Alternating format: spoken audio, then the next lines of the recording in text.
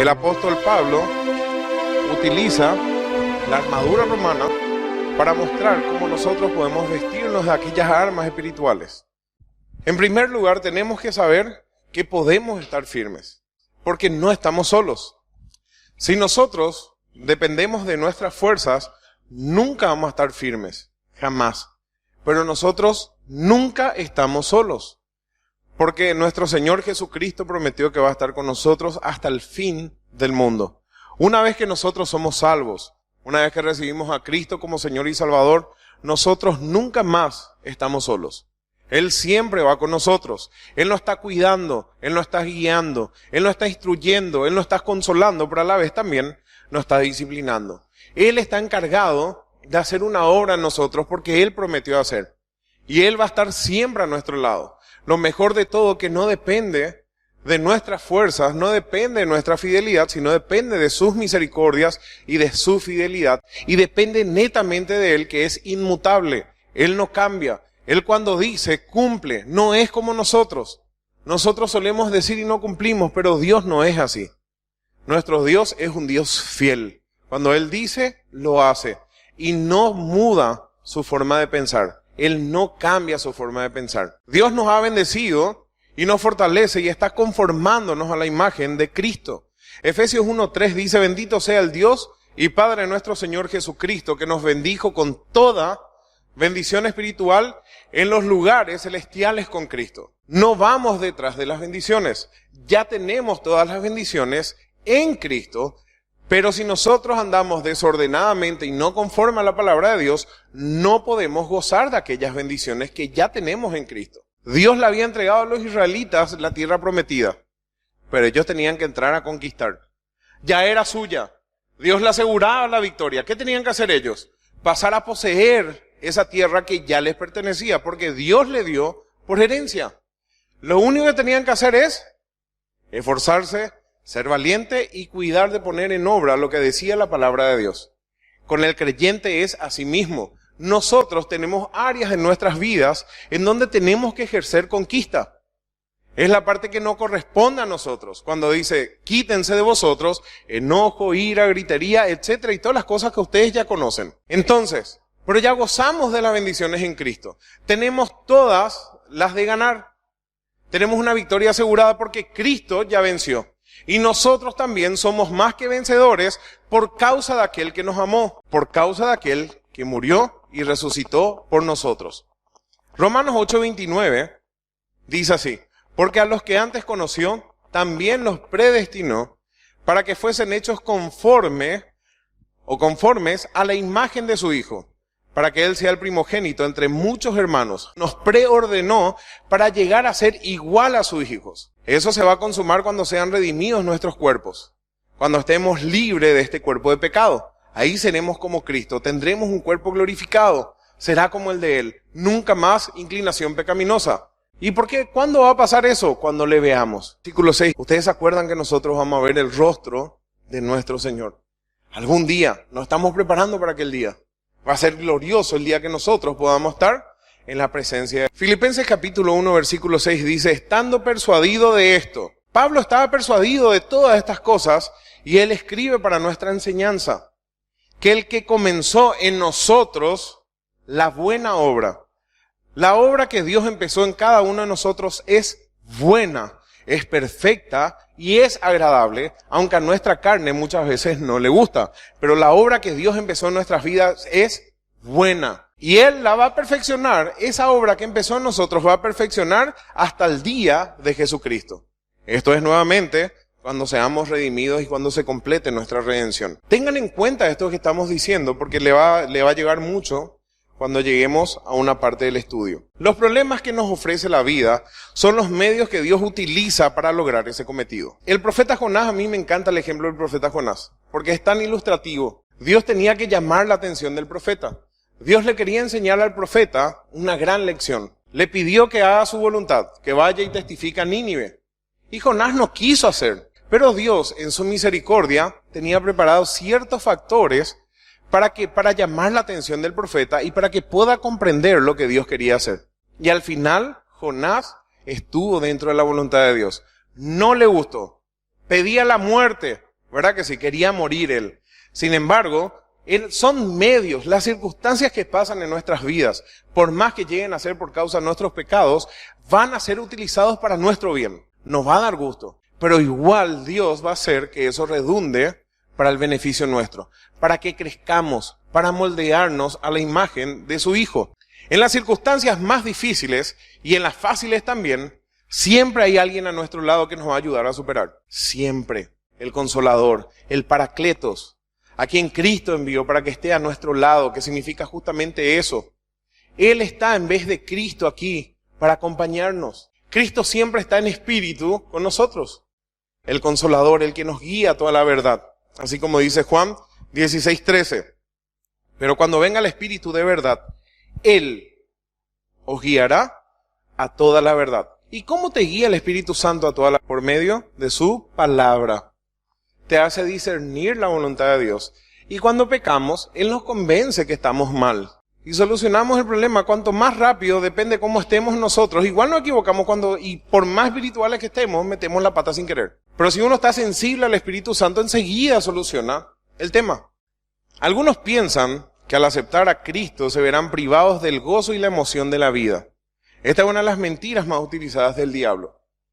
Generalmente los inconversos piensan esto. No, yo no me voy a la iglesia cuando esté decidido a hacer la voluntad de Dios y cuando esté decidido a no pecar, ahí me voy a ir. Pero nunca vas a poder hacer la voluntad de Dios.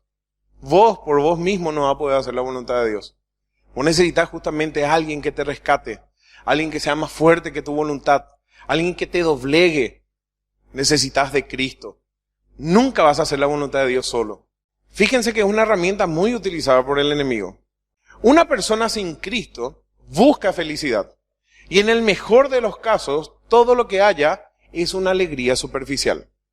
Lejos de Cristo, por medio de los placeres y otras cosas que pensamos que nos van a dar placer, que nos van a dar felicidad, y es temporal, y justamente tratan de llenar ese vacío que tenemos dentro, porque tratamos de llenar ese vacío o con Cristo o con otras cosas.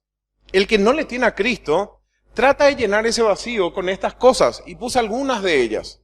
Sexo ilícito, borracheras, drogas, ocultismo, religiosidad y muchas otras cosas que podemos mencionar. Las amistades, el noviazgo. Para ustedes los jóvenes se sienten solos muchas veces y parece que no van a ser felices si no llegan a tener un novio o una novia. Hasta que prueban eso y se dan cuenta que eso no era lo que le iba a llenar felicidad.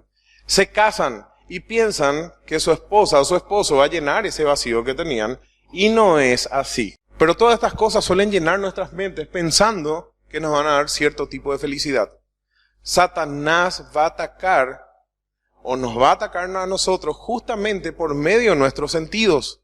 La avenida de entrada del pecado son los sentidos. Juan 8:34 dice, Jesús les respondió, de cierto os digo, que todo aquel que hace pecado, esclavo del pecado es. ¿Por qué yo empiezo con este tema? Porque justamente este tema ustedes tienen que llevarle a lo que están fuera. Es exactamente lo que le tenemos que ya decir, no con la misma palabra, ¿verdad? Pero esto es lo que está en la mente de la gente allá afuera. Todo aquel que hace pecado es esclavo del pecado. Y el esclavo no queda en la casa para siempre. Fíjense que esto le estaba diciendo a los religiosos de la época, a los que estaban en el templo incluso. Así que, si el Hijo os libertare, seréis verdaderamente libres. Satanás nunca cambia su estrategia. Es la misma desde el Edén. Dios te dijo que no comas del árbol. No, Dios te quiere esclavizar. Él no quiere que seas libre. Él no te dijo toda la verdad. Hoy día cambia eso. Porque la Biblia dice, no haya fornicar. Y el diablo te dice, no seas estúpido, no seas tonta. Te estás perdiendo de todo. Eso es lo que tenés que probar. Eso es lo que tenés que hacer. Qué anticuada, o sos gay. Y cuántas otras cosas. Van a decir que no le dijeron ya eso en el colegio, en la facultad. Que algo raro andan ustedes porque no andan en el nivel de desenfreno que ellos están. Y no entienden y piensan que somos creídos muchas veces porque no participamos en sus pecados. Satanás siempre va a atacar la verdad de la palabra de Dios. Si la Biblia te dice A, Satanás te va a decir No, es B. Cierto, es A, pero también es B, te dice. Cuando hay peros, cuando nosotros le ponemos pero a los principios bíblicos, fuimos. Cuando aceptaste a Cristo, y ahora vamos a hablar netamente de creyentes. Cuando nosotros, cada uno de nosotros aceptamos a Cristo, es que realmente empieza nuestra vida. Ahí empezó mi vida. Ahí empezó no una vida más, sino que la vida eterna. Una vida apasionante con Cristo, en Cristo, y Él me guía. A partir de ahí me convierto en hijo de Dios. Dios está de mi lado. El creyente en comunión con su Señor goza profundamente el saber que ha hallado el significado para su vida. Ahora todo tiene sentido. Tenemos esperanza, tenemos Dios, tenemos futuro asegurado, tenemos un rumbo que seguir. No tenemos que trazar más ningún camino. Ella nos trazó el camino, el ser igual a Cristo. Todo el resto se convierte solamente en medios. Y Dios nos va guiando, Él nos promete estar con nosotros. Tenemos paz porque sabemos que nuestros pecados han sido perdonados. Y tenemos la promesa de una vida abundante en la tierra y además la vida eterna con Él en el cielo. Tenemos una herencia incorruptible allá en los cielos. Nadie puede tocar. Es por toda la eternidad. Un lugar mejor que esta vida. Nosotros podemos vivir con optimismo del futuro. Que es tediosa realmente la vida para las personas que no tienen esperanza. Un fastidio total. Levantarse, desayunar, cepillarse y hacer ciertas cosas. Al día siguiente lo mismo. ¡Qué vida terrible! Salomón escribe Eclesiastés en ese contexto. ¿Qué sentido tiene la vida? Todo termina siendo vanidad, no tiene sentido para nada. A la risa dice enloqueces. Y experimentó todos los placeres que los seres humanos andan detrás, todas aquellas añadiduras que muchas veces queremos. Y él termina diciendo, no sirve para nada. Guardar los mandamientos de Dios es el todo del ser humano. Sé sabio, te dice. Pero sin embargo, Jesús dijo que el ladrón, el diablo, no viene sino para hurtar, matar y destruir. El diablo te roba la paz cuando te hace pecar. Pero mucho más allá del diablo, tienen que saber que ustedes son sus peores enemigos. Primero ustedes. Y el diablo va a utilizar las cosas del mundo para hacerle caer. Él conoce nuestras debilidades. No sé si a todos les gusta ir a pescar. Cada pez se atrapa con un señuelo diferente. Satanás te pone el cebo que es para vos.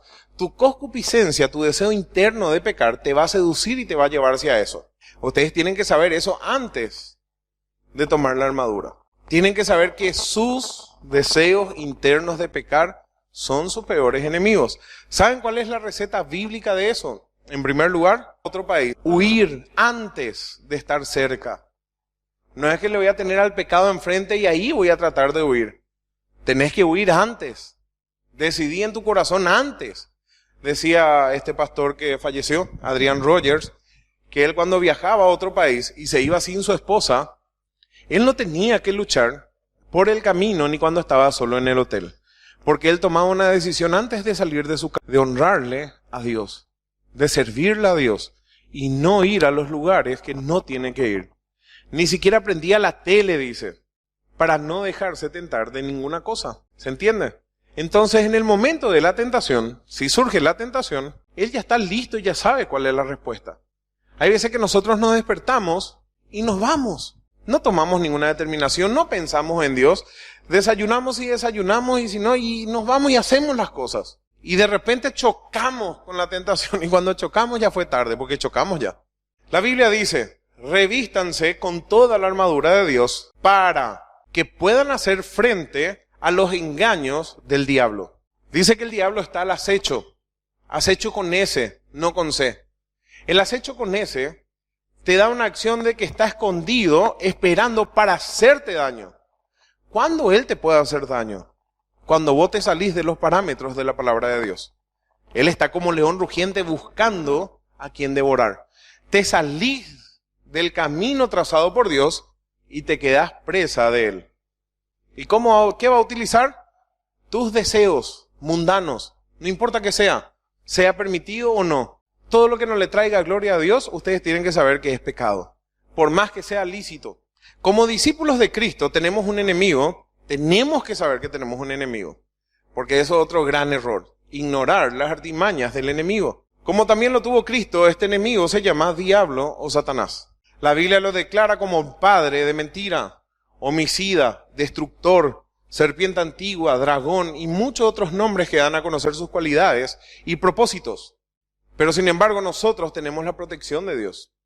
Dios cuida y protege a aquellos que se dejan guiar por Él a través de la Escritura. Aquellos corazones que se han entregado a Cristo para seguirle y servirle. ¿Puedo desviarme yo del camino siendo aún creyente? Sí. La Biblia nos manda a velar, a estar atentos. Pero pocas son las personas que dejan sus vidas en las manos de Él. Prefieren vivir como a ellas les agrada sin darse cuenta que se exponen al diablo a que Él ataque sus vidas.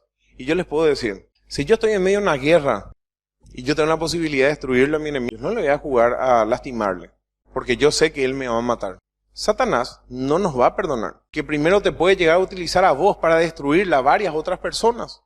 Congregaciones enteras fueron destruidas y divididas, no el cuerpo de Cristo, por causa del pecado y por gente que no estuvieron atentas. Cuando una persona decide vivir agradando a Dios y le entrega su corazón y vida, el diablo se enfurece y busca la forma de tentarnos o atacarnos para que dejemos los caminos de Dios y volvernos hacia el mundo como esclavos. No importa cuál sea la tentación. Él va a buscar la forma justamente de que pierdas tu testimonio y apartarte de una u otra manera. Puede utilizar el enojo, puede utilizar cualquier artimaña, con tal de separarte de la comunión. Coloca dudas, problemas con amigos, problemas en el hogar. Mis padres no me entienden, mis padres son anticuados, ellos no me entienden realmente, no me comprenden a mí. Yo llegué a escuchar de jóvenes que sus padres no son dignos de enseñarles porque no se fueron a la facultad o cosas así. De todo se escucha. Nos ofrece oportunidades que antes no teníamos para dejar de venir a la iglesia. Justo surge un partidito de fútbol, justo surge un juego de play, justo surge alguna actividad del colegio. Si es esporádica, una vez no está en tu control eso, no hay problema.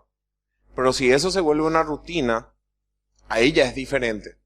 En tu trabajo, yo cuando estaba en mi trabajo, ¿cuántas veces tuve problemas por eso? No. Una vez, no hay problema, pero cuando ya era constante, saben que yo prefiero renunciar. Se acabó. Yo no puedo negociar esta parte. Y hasta el final, y te vamos a echar, y échame. No me puedo echar, renuncio en todo caso. Hasta lo último te juega. Te va a atacar para que negocies los principios bíblicos. En la facultad a usted le va a pasar varias veces, ¿verdad? Que van a tener que hacer algún trabajo, van a tener que hacer sus tesis, algo que va a salir y justo va a caer en un día de culto o algo así. Ustedes no eligieron eso. Porque a veces se trabaja en grupo, ¿verdad? Y eso está fuera de tu alcance. Una vez, bueno, no hay problema. Puede llegar a pasar, listo, y faltás, ¿qué va a hacer? Dios sabe eso. Dios sabe que estuvo en tu corazón estar en el culto y oraste y hasta el final peleaste para estar. Y no se pudo, y bueno, no se pudo. Pero si eso se vuelve una constante, ya es un problema. No importa si es trabajo, no importa si es facultad, no importa si es fútbol, no importa qué sea. Cuando hay algo que compite con Dios, ustedes tienen que saber que eso no viene de Dios.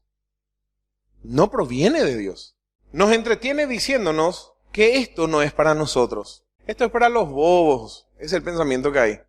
Para los bobos y las bobas que quieren agradarle a Dios. A esos aburridos que no salen y que no hacen nada. Por eso la iglesia emergente le ofrecen, ahora va a venir un DJ, ¿sabían? A una iglesia de acá.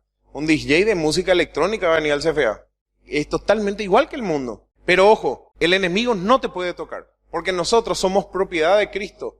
Él no nos puede tocar salvo que Dios, el Padre y Cristo abran las manos y permitan, como en el caso de Job. Job no hizo nada, sin embargo Dios permitió que sea tocado. Jesucristo le dijo claramente a los apóstoles, mirá que Satanás pidió para zarandearos. Dios dio permiso, pero yo he rogado por ustedes. Rogué por vos, Pedro. No, Señor, yo nunca te voy a negar.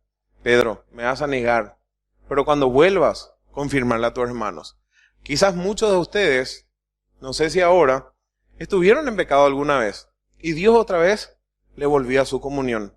Quizás muchos hoy día tendrían que volver a la comunión con Dios, pedirle perdón a Dios y empezar. Nunca es tarde, porque otra de las mentiras del diablo es que cuando estamos en pecado te dice hipócrita, no sos digno de irte a la iglesia, y le va a utilizar a cualquier persona para decirte, sos un hipócrita. el que conoce tu situación. ¿Qué vos te vas a parar ahí enfrente? ¿Qué fulano se va a parar ahí enfrente? Toda esta iglesia es una manga de hipócritas. Yo no me voy más. Y se van a otra iglesia. Y conocí personas que se fueron a 40 iglesias. De las 40 iglesias se salieron decepcionadas. Y el problema no estaba en las iglesias. El problema estaba en él. ¿Se entiende? Ahora, cuando la iglesia enseña herejía y otras cosas, sí, es para irse. Errores siempre vamos a tener. Y esto quiero que tengan presente. Las personas no son nuestras enemigas. Le digo especialmente a los jóvenes que sus padres no son salvos. Incluso si son salvos, nosotros no tenemos lucha contra sangre ni carne. Nunca enfoquemos la pelea de cuerpo a cuerpo, de persona a persona. Si esa persona es instrumento de Satanás, ¿qué va a pasar? ¿Qué le pasaron a todas las personas que fueron instrumentos de Satanás a lo largo de la Biblia? Tenemos que... ¿Quién tomó acción? Dios mismo. Desde la serpiente, no importa si es un animal incluso. Dios toma acción para aquel que es instrumento en manos de Satanás. De ahí que nosotros tenemos que ser cuidadosos. Y si por uno u otro motivo, así como le pasó a Pedro, Señor, no te vayas a la cruz, no te vayas a morir. Apártate de mí, Satanás. Hay veces que se mete la pata por no pensar. Y llegamos a ser instrumentos de Satanás. Si nos damos cuenta que tenemos que pedir perdón y solucionar la situación. Y tengo que estar lamentándome y una semana de penitencia encerrado y no se terminó ya ahí. Ahí mismo murió el tema. Miren lo que le pasó a Cristo.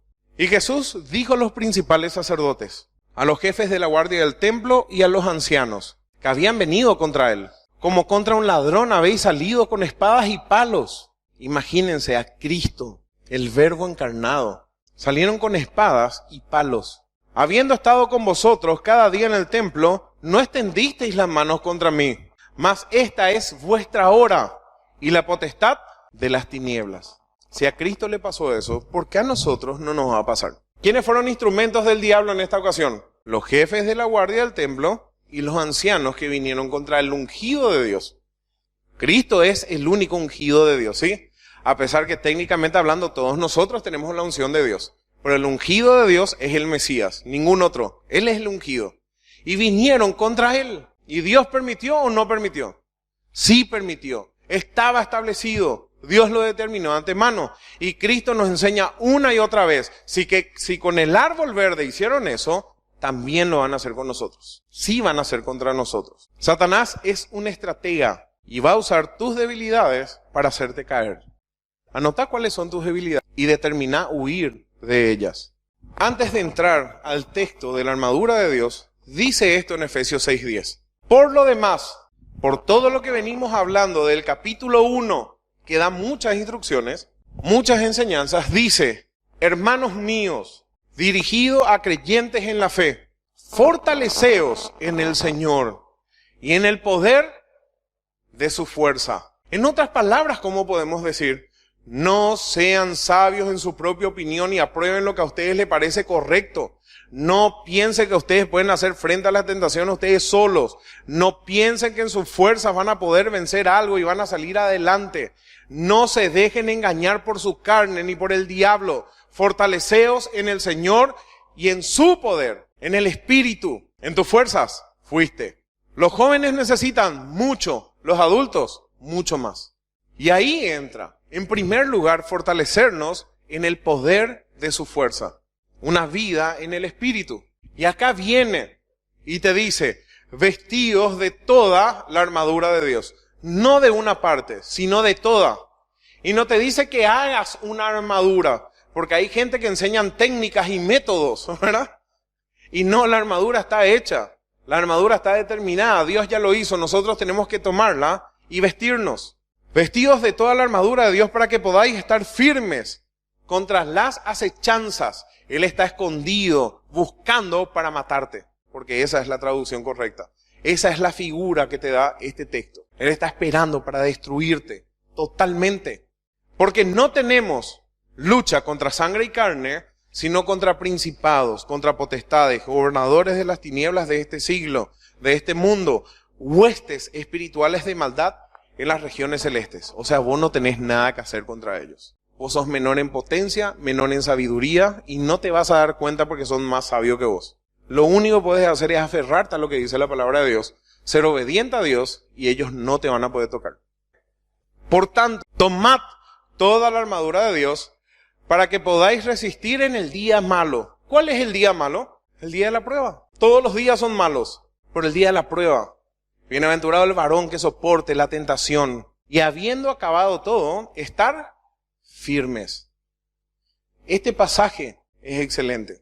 Tomen toda la armadura de Dios. Yo les voy a decir una cosa, ustedes no saben cuál va a ser su día malo. Nosotros no sabemos cuándo va a ser el día malo. Si el enemigo te llama por teléfono y te dice, hola Julio, ¿qué tal? Hoy te voy a destruir, te voy a atacar hoy, ¿sí? Va a preparar tus defensas, ¿verdad que sí? ¿Pero qué hace el enemigo? Viene cuando vos no esperás y busca atacarte por donde vos no sabés ni te imaginás. Y las cabezas en los ejércitos militares que hacen, el servicio de inteligencia, ven todas las posibles debilidades que tienen y se protegen. Acá yo le agregué algo. Habiendo luchado en el día malo, en el día de la tentación, según lo establecido por Dios como buen soldado, permanezcan firmes y sigan velando.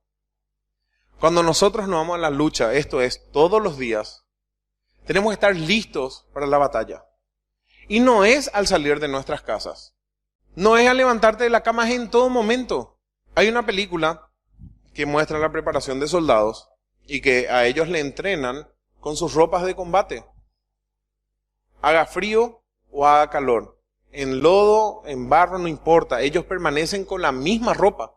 Su cuerpo se tiene que acostumbrar. No pueden dormir ellos desarmados cuando están en guerra. Entonces le preparan para la guerra. Siempre tienen que tener toda su ropa puesta. Y duermen en un estado de alerta.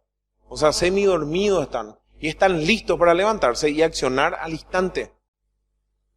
Mira que tenés que estar bien y lúcido si te cae una granada cerca y ese es tu despertador. ¿Verdad que sí? No tenés oportunidad de estar confundido. Tenés que levantarte, agarrar tu arma y salir a luchar, a defenderte. Estad pues firmes, ceñidos vuestros lomos con la verdad. Ya lo estudiamos. Y vestidos con la coraza de justicia. Lo estudiamos el sábado pasado. Y acá viene el pasaje que vamos a estar estudiando el día de hoy. Y calzados los pies con el apresto del evangelio de la paz. Las sandalias de la vestimenta del soldado romano. Generalmente algunos comentaristas no le dan tanta importancia a esta parte, pero es sumamente importante en la vida del creyente.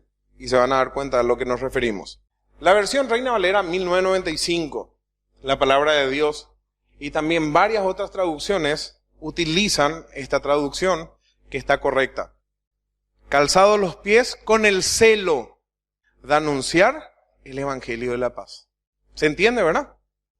Fíjense lo que dice. Donde se va tu pie, vos tenés que tratar de anunciar.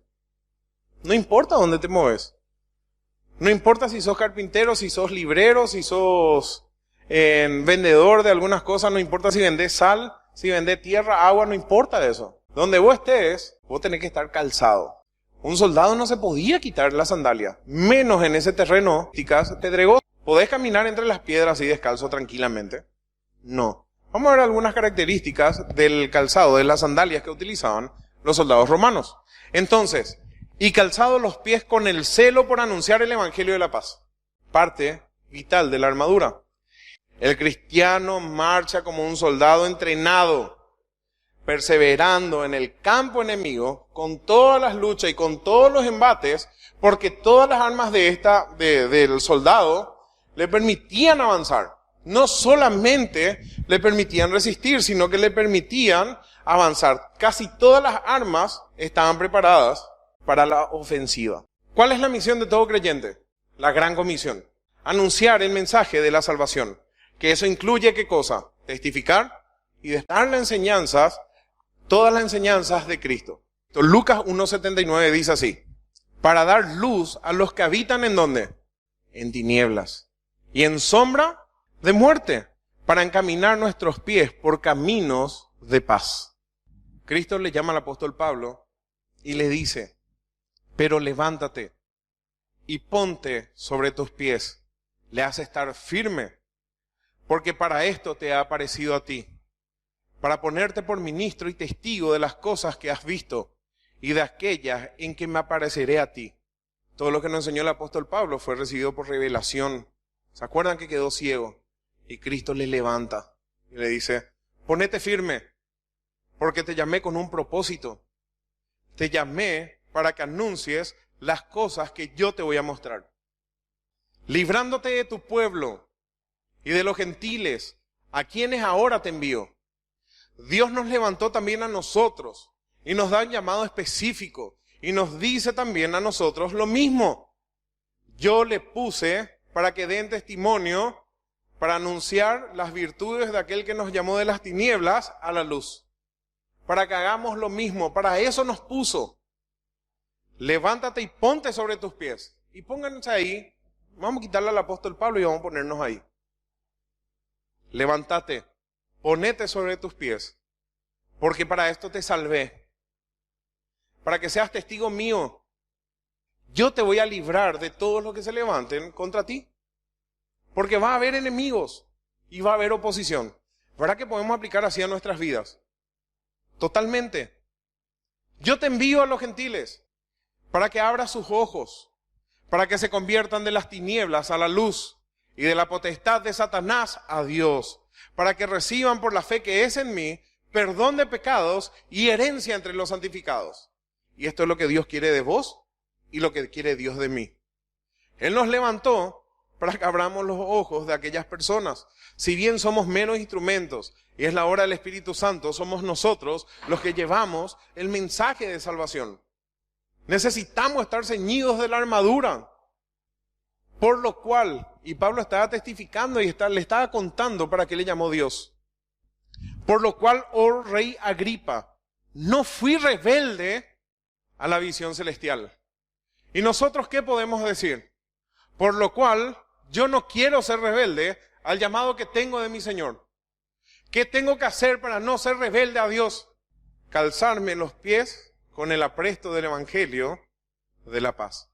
Y dice Pablo, por lo cual, oh rey Agripa, no fui rebelde a la visión celestial, sino que anuncié primeramente a los que están en Damasco y Jerusalén, y por toda la tierra de Judea, que se arrepintiesen y se convirtiesen a Dios, haciendo obras dignas de arrepentimiento. Por causa de esto los judíos, prendiéndome en el templo, intentaron matarme. Pero habiendo obtenido auxilio de Dios, así como Dios le había prometido y como Dios nos prometió a nosotros, que Él no nos va a dejar y no nos va a desamparar, para que hagamos su voluntad. Pero habiendo obtenido auxilio de Dios, persevero hasta el día de hoy, dando testimonio a personas importantes y no importantes, a pequeños y a grandes. Y dice Pablo, no diciendo nada fuera de las cosas que los profetas y Moisés dijeron que habían de suceder. Que el Cristo había de padecer y ser el primero de la resurrección de los muertos para anunciar luz al pueblo y a los gentiles. Romanos 10:15. ¿Cómo predicarán si no fueren enviados?